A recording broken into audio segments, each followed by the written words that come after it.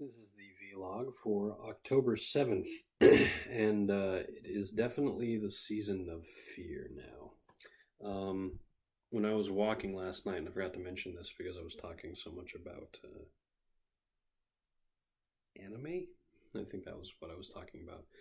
But while I was going on a walk, I noticed one house had used those plastic uh, bones that have become so popular this year to create the image of only partially buried skeletons in their front lawn, along with plastic tombstones.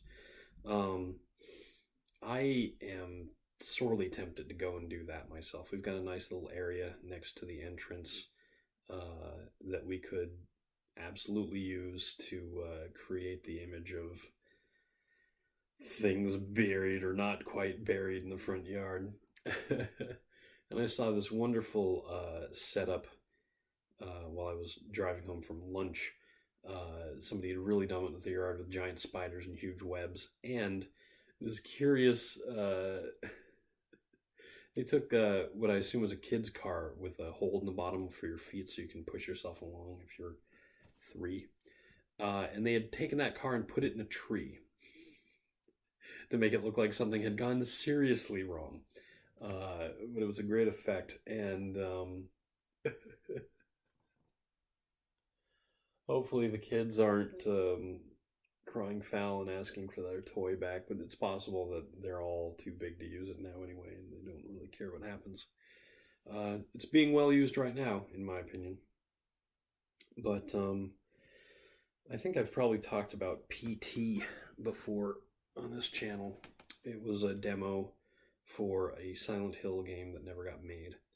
But the demo itself is so genius, in part by what it doesn't let you do. So I've only played through it myself once. It was plenty terrifying, even though I'd already watched someone else play it online. You can't do anything. I mean, you can. You have control. Your control is limited to walking forward and back, and turning the camera around to look in any number of directions.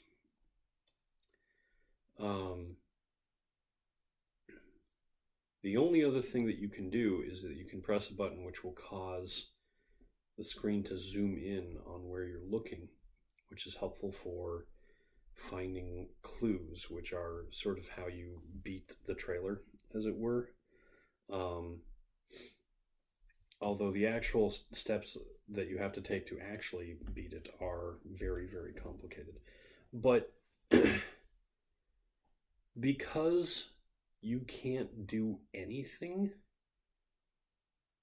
it puts more weight on what you can do. Because you can't do much, what you do, which is look around, take stock of your environment, try and figure out what's going on, you don't get distracted by anything. There's no inventory screen to manage your items. There's no combat.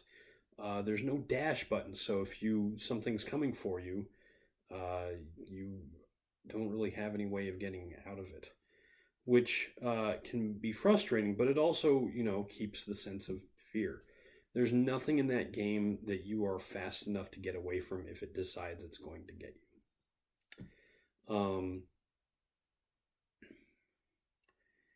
And I've played some other scary games that almost gave you too much to do.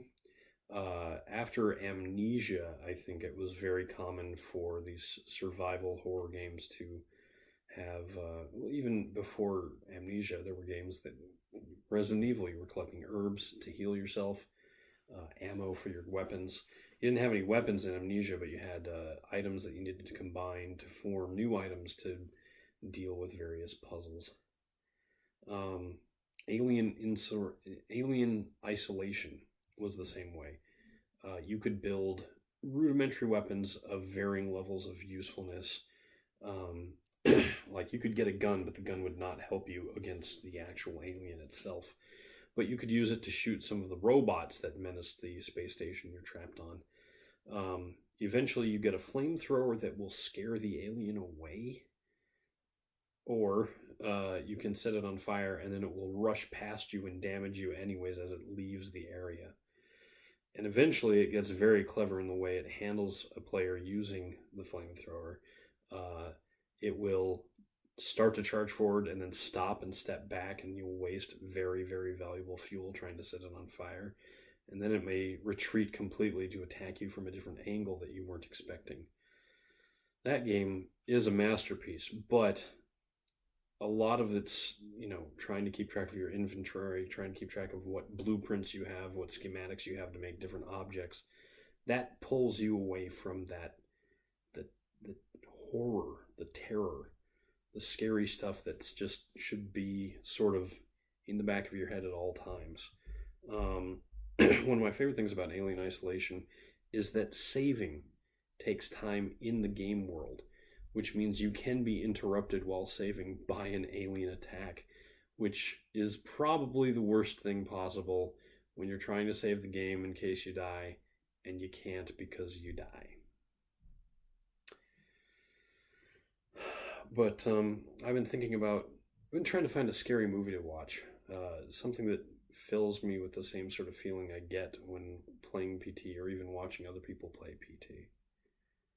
And it's hard to do searches, for creepy movies or psychological horror films. You tend to get psychological horror films, you tend to get stuff like the Texas Chainsaw Massacre or Saw, which tend to be more about, in the end of the conversation, the gore, the horrible visuals, and not so much that creeping sensation of dread that there's something behind you, which is what PT is super good at. But I watched Ringu a long time ago, years ago. Not a long time ago, but at least 4 or 5 years ago. And that did a very good job. I've heard mixed opinions about the Ring, the American remake, being actually better than the Japanese version, if only for the production value being higher. I think I might actually give it a try just to see what the difference is, and that way if somebody ever asks me, I can tell them what I think. But that's probably going to have to be another time. It's getting kind of late.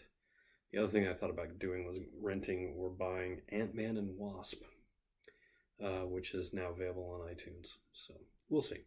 Probably not tonight, but maybe some other time. Till then, I'm Eric Spornitz, and tomorrow will be better.